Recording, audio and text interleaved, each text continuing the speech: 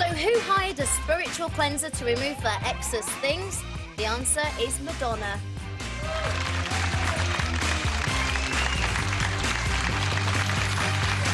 Thank you very much. You're watching Britain's brightest daytime show. Just look at it with Carol Thatcher, Steve First, and not to mention Dragon's Den star James Caan. But first, a subject that has generated much heated debate off-camera here on The Right Stuff. When is the right time? When is too soon to throw out your ex's stuff following a breakup? Jordan has decided a week is long enough, and she's ordered staff to clear out Pete's clothes, photos, gym equipment, and even, don't cry girls, first editions of his groundbreaking 1996 single, Mysterious Girl. Hang on to yours if you've got one. I'm told in 20 years' time it could be worth 50p. Surely, though, it must all depend on how long you've been together and how certain you are it's over. If you want to move on, it's going to be that much harder if you've got doughy-eyed photos of your ex gawping back at you on every surface.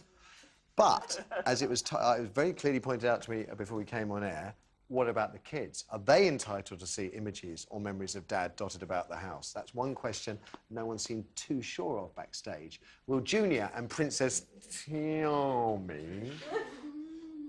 Tiami, those are Jordan's kids, Jordan and Pete's kids, by the way, will they suffer that bit more if all memories of Dad suddenly vanish?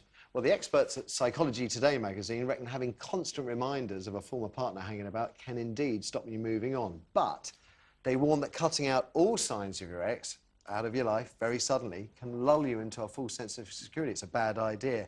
That is, you've got rid of all the physical reminders, but you might be kidding yourself then into thinking you've dealt with all the emotional hurt.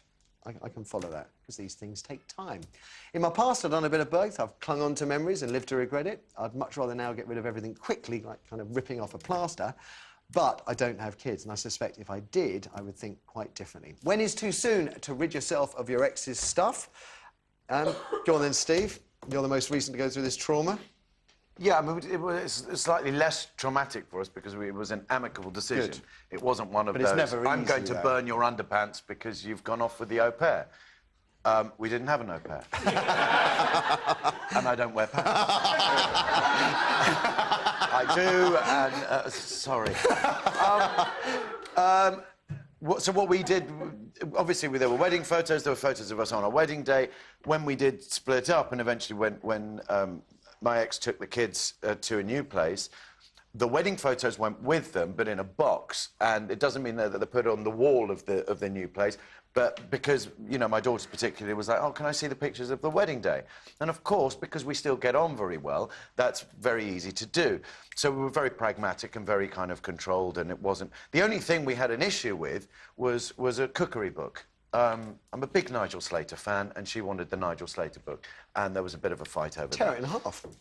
You get starters and half the main courses. She gets the other half the main courses and She dessert. gets the dessert and gets Yeah. big. Oh, you're a bad man. No. Oh, you're a bad man. I wasn't thinking of it like that. Oh, yeah, I see the way you were. But no, I think for the kids, you need to have... You need, but don't ram it down people's throats. It'll be hard for a partner Do the staring kids at have wedding pictures photos. of you in their bedrooms at They do Mum's have house? pictures of me in their bedrooms, not anywhere else in the house, and they're usually of me dressed up as characters, so they're a bit scary, and that's the way I like it.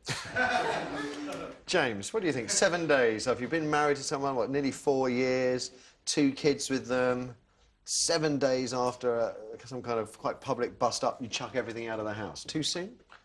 No, I think you should do 7 days before they leave. No, I think I'm on your page, actually. I think that, to me, I think if you've made that decision and you've said, let's split, then I think you need to get rid. I think if you believe there's a future and you might get together, then I think I'd keep. Yeah. But I think if it was me and I mentally made that decision, then I need to move on. What if you've decided you think there's a chance of reconciliation? I'd have them all over the house. But they have decided there definitely won't be. I think, you know, personally, you want to hang on to that belief, don't you? You want to believe there's an opportunity. And as long as you believe, I think it's OK to have the memorabilia. There's a fine line. See, I know people that cling on to things believing that one day it's all going to be OK, when everybody around them knows it's over, and you kind of think it's kind of... And again, I'm not talking about people with kids. There's somebody without kids, I'm thinking of. I think, just come on, let it go. You know, get rid of the No, photos. but until it's you've over. made that...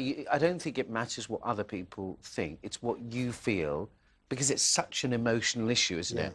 And if you want to believe, then I think you should do that. And it's only when you've come to that decision that says, this isn't going to happen, I think at that point you wake up and you want to see nothing. I still think having all the stuff around you can slow you down.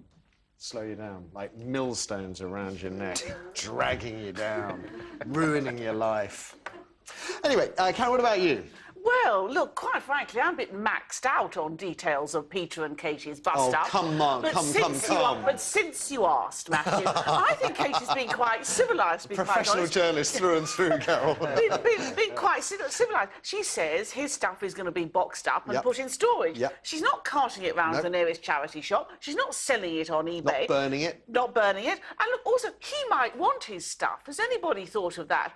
Well, nobody else is going to want the mysterious girl, are they? If I split up with somebody, I don't want to be separated from my prize collection of tasteful fridge magnets. I want them off that fridge door and onto my new one. Quite weird for the kids, though, isn't it? Don't you think that you go away on holiday and you come back and then every thing that reminded of Dad has gone? Been erased. Yeah. I think with children involved, inevitably, when children are involved in almost anything, probably a compromise is the most desirable thing.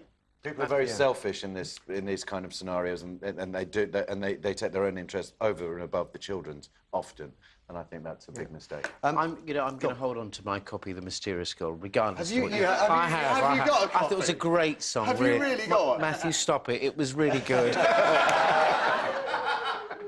But doesn't it depend also how big this... Where does it say that it's got to be in there somewhere.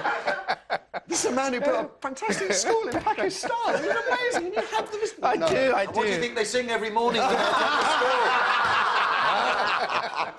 Now, oh, so surreal. Before we take your calls, Kirsty, you've got something to say on this, I know, because we were talking about it yesterday. Yeah, I mean, obviously, I don't have kids, but I was with my... well, we were engaged for a year, but we were together for over 6 years.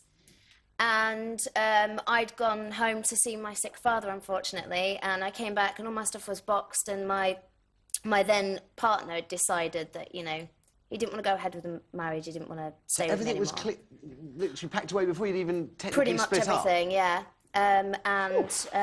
I went and stayed with a friend, and I put most of the stuff in storage. And I think the most hurtful thing about it was you think, you know, I've been with this person.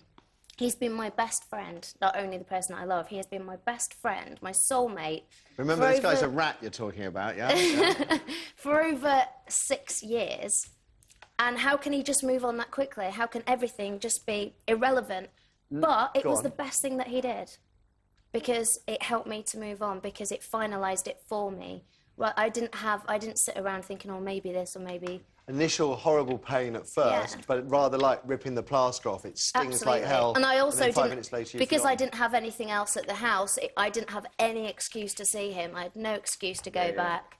You've got to keep the fish as well, which is good. Yeah, I've got to keep... I'm really thrilled to pieces about that. Life wouldn't be life without them. What about people on the phones then, Kirsty? Well, we've got Lisa on line one first. Lisa, good morning. Morning, Matthew. OK, so what's your take on dealing with ex's stuff? I split up with my ex-husband. We're now divorced, and that was about 11 years ago. And I gave him 3 weeks. Lisa, wait, 3 weeks, what, hoping for reconciliation? Oh, God, no. Definitely not. Okay. And a million months of Sundays. I get up an hour earlier to hate him longer. Let me just write that line down. Oh, I love the bitter and twisted on this show, as you know, Lisa. So the 3 weeks was for him to get his stuff? Yes, it was, right. and he didn't, so then I car booted it. And I got great pleasure out of watching his £35 squash racket being hammered by a 6-year-old child after selling it for 20p. She took it really well. He abused me emotionally and financially, and continues to do so. And we do have 2 children. who he hasn't seen for 6 years, so he couldn't really have cared that much. But and then I went on and I found another person, and I loved this guy deeply, and we split up due to my children because he didn't want to be a dad. And I've still got his things, and that was 8 years ago. And I keep them in a little box at the back of my wardrobe. Perhaps I need to move on. What about, just to go back a bit, the kids and their dad? Do they have photos of Dad around even though they don't see him? No, well, we did have that. That was in the toilet with the degree. But no, I mean, my eldest son has actually changed his surname, so that's how much he doesn't want to be involved with his father. So yeah, they see the odd picture. There's the odd picture still in the picture frame, but it's just kind of it's him. So no, they don't hold any fond memories, and it's really down to their father to have started to build memories for the moving on process.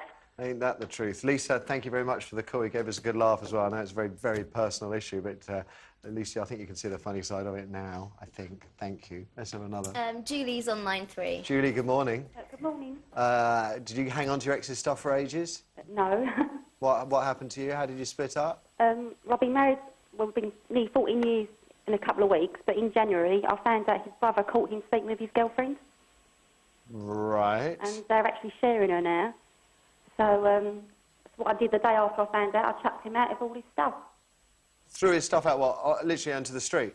No, like that, well, practically I got my brother's round, and that was just handing it to him bit by bit, chucking it out to get rid of him. And all he was worried about was his Xbox. What a sado. Do you feel better? Does it help to make that move? I mean, that is a very shocking, horrible, painful discovery. It helped. I mean, I wanted to rip things to shreds, but obviously my brother said to me, just get rid of him and everything. I ripped up my wedding album and my wedding video, and I've got nothing left in the house of his at all. I mean, the children don't really care because he's told them the kids ain't his anyway. He don't want to know them, so...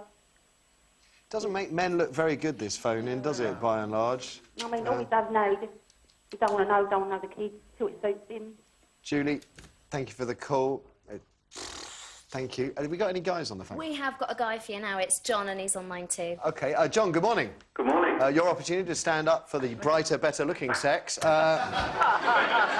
honourable, caring, child-nurturing sex that I know men are. Well, I can stand up for the men. I got home to find my wife having an affair. Right. Big argument ensued. Kicked her out the front door. Right. She went, and as the door closed, I turned around and picked up the yellow pages, rang a skip company. The skip arrived the next morning, and I just shoved everything into the skip. I gave her the opportunity to come and climb over the gate and get anything she wanted out of the skip before it was taken away. And that was it. So, and you think this makes men look good? I do get the idea, I love it, the idea that the average man, you should get his stuff, you can chuck it down in a little paper bag to get rid of the wife's stuff, you just skip. John, thank you. Let's have another one on the phone. It's our last one on this one. We've got a member in the audience. Say again? I think there's a member in the audience. Don't have anyone at the moment. Oh, OK. Phones. Eric? OK, well, next to me is Reese. So, Reese, let's nice shed your T-shirt, life Reese. What happened to you? Moths? A bit more than that. OK, I can see. Yeah, I reckon you should do it whilst they're still in the room. It makes more of an impact and a bit of drama. Just literally throw it. Have you actually done? Have you done this? Run out with their stuff. Maybe burn it whilst it's still in the house. Have you actually done this to a partner? No. No. Have you actually had a partner? OK, we'll leave that one there. I think we'll move on. I think we need to retain our dignity. Find some dignity. After the break... Sorry about this one, James. Should the rich rein it in during the recession?